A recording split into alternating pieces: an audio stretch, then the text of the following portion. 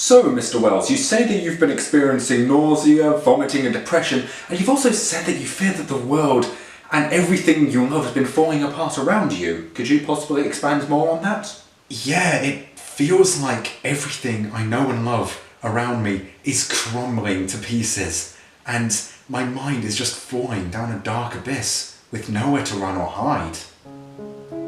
I feel like the only way I can achieve peace now is through suicide. There is no return to the real world for me, so I must spend the rest of eternity damned to an existence of torture. It all comes down to one person, thanks to the same person over and over again making my life hell. I now feel like there is no escape for me. I am doomed to a life of eternal damnation. And who might this person be, Sam? Michael Bay. Wait, what?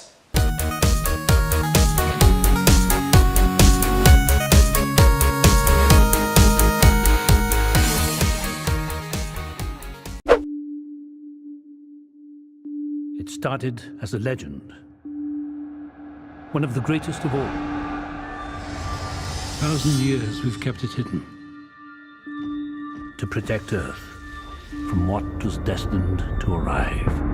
Optimus Prime, you destroyed your home. Do you seek redemption? My maker, I do. Our first film tonight is Transformers: The Last Knight, the newest release in this series, and once again, it's directed by Michael Bay. What? Were you expecting me to expand further on that? I thought the mere mention of the director's name was enough to tell you what my opinion on this is going to be.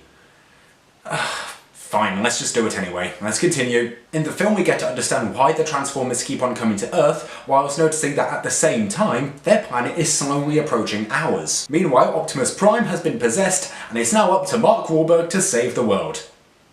Because he was just in the right place, at the right time. Perfect timing, I guess. Off the bat, we're immediately getting the Bayisms that we're used to by now. These include terrible humour, bad acting, and poorly rendered CGI. If you had to take a shot for every time you saw one of these on screen, then you would be dead. This would literally kill you. When it comes to the characters, especially the child actors, you're given these guys who you feel like you're supposed to like, but in the end, they just come off as annoying and bratty. For example, there's this teenage girl who really wants to get involved with the conflict and she wants to go into the battlefield, but obviously she's a teenager, so she can't do that, but Mark Wahlberg does it anyway. Because plot. And bear in mind, this conflict includes Transformers and a planet slowly approaching the Earth preparing to swallow it whole. But no, let's just bring a teenager onto the battlefield, shall we? Oh yeah, I also mentioned Optimus Prime as well. He's on the poster, but you're not going to find him anywhere in the movie.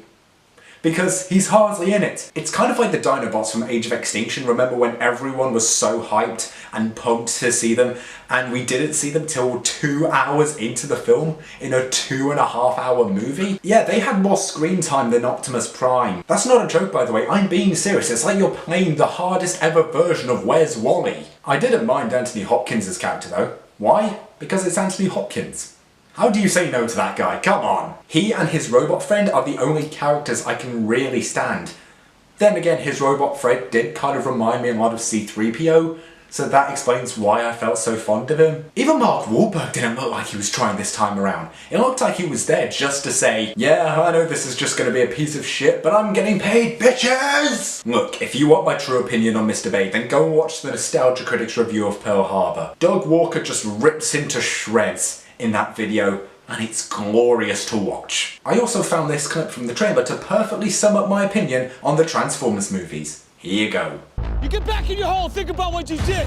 Honestly, that should have been done before Revenge of the Fallen was made. The editing as well was all over the place. There was so much happening in every single shot that it actually started to hurt my brain. I started to lose concentration because of all the things that were happening in every single shot. And wait a minute, when did they get to Stonehenge? I lost concentration for so long that they managed to arrive at a historic British monument without me even noticing. Can someone in the comment section please explain to me the link between Stonehenge and science fiction? Because by now, we've officially had a Transformers movie, an End of the World film, 2 Doctor Who episodes, and Ancient Aliens have talked about it.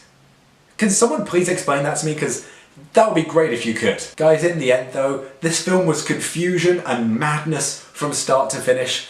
I didn't think you could get worse than Age of Extinction, but they did. So guys, I'm giving Transformers The Last Knight a D-. I've heard that apparently this is Michael Bay's last film in the franchise, but that's what he said last time, and look where we are now. And however, given that there is a 6th film in production, that can only mean one thing. I'm never gonna run out of content. The target is an armored truck at Perimeter Trust, 10 a.m. sharp. Bank is right next to it. The switch car, baby, hit the long stay parking structure, start in the a.m. Questions? I got a question, Doc. Why'd I believe phones over here heard the goddamn word you said? He ain't even listening. Baby? The target is an armored truck at Perimeter Trust in Dunwoody, 10 a.m. sharp. The switch car is ready, but you want me to hit the long stay parking structure and get a heist vehicle that stays colder longer? It needs to be ready for an 8:30 start. Questions?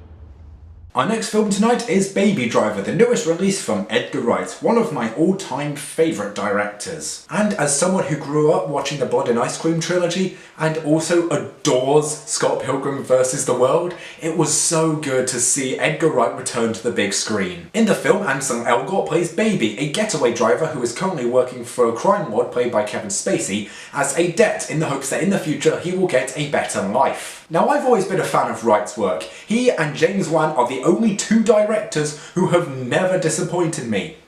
And that tradition continued when I went to see this film on Thursday night. Baby also meets this waitress called Deborah, played by Lily James, who you might recognise as someone who was performing in Wrath of the Titans. Well, it's good to see that you've improved and are now starring in an Edgar Wright story. So he tries to start a relationship with this girl whilst at the same time needing to focus on his job as a getaway driver, so you do get to see a really good conflict of interest here. To start off, the soundtrack was really good. What a surprise! I'm going to talk about how amazing the soundtrack was. It wasn't like it had an original film score. It reminded me a lot of Trainspotting, where they actually used songs that had already been written by other musicians in the past. And since a lot of the songs are fast-paced, you get to see them work well in a lot of the action sequences. That's something I wanted to talk about as well, the action. Someone should get Michael Bay a notepad and pen, because this is how you do it. Even though it is an action movie, that's not the centre of it. The film does take time out of its work to focus on heart. Even though there's guns, blood and fast cars, that's not all there is to it. You have the chance to learn who the characters are and why they matter to the story. And Kevin Spacey, man, oh my god, you really did bring your House of Cards finesse to this story. It's good to see that you're no longer in horrible things like 9 Lives. You've really stepped up your game here. The cinematography was breathtaking too. The use of colour was... I can't think of any other way to say it other than magnificent. It seems like the people who made this film not only just care about every single shot, but every single frame. I found myself frequently looking around the screen for the positioning of the characters, the colour and the objects, and I was enthralled with it as it passed. If a movie does that to me, then I know I'm gonna have a good time. This is one of the many reasons why I want to go into cinematography. The first movie that I saw in the cinema this year was The Bye-Bye Man. And that was so bad that it temporarily made me question why I wanted to pursue a career in the industry. When stuff like that is constantly being greenlighted, I was thinking to myself, what's the point in even being creative and wanting to come up with original stories when horrible things like that make double their budget in just a couple of days?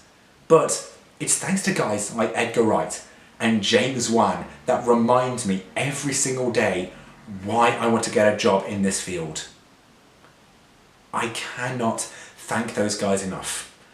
And so guys, it's for many reasons like that I'm giving Baby Driver an A+. I can't wait till Edgar Wright's next big thing comes out. I was so pumped to see this, and for once the hype paid off. It's only a matter of time before we see another cinematic beauty come from him. Guys, thank you so much for watching this latest episode of Double Review. Let me know in the comments section below what your thoughts on Transformers The Last Knight and Baby Driver were. And other than that, I've been Tartarus Pictures, and I will see you later. Good night.